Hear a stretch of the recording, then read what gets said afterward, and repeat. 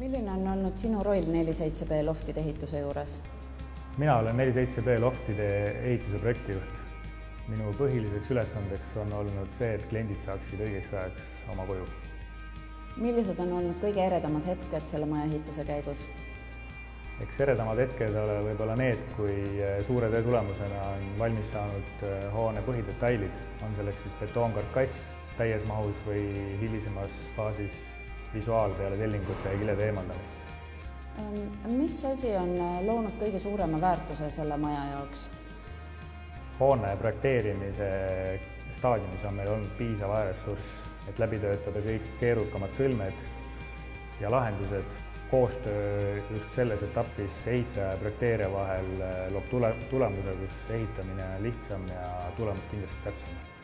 Mis on need asjad, mis 47B loftides teevad sinu jaoks Tallinna kõige ägedama kortermaja?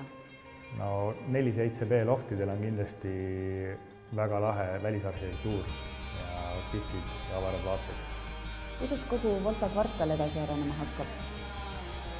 47B loftid on esimene näide sellest, mismoodi kogu Volta kvartal tulevikus välja hakkab nägema.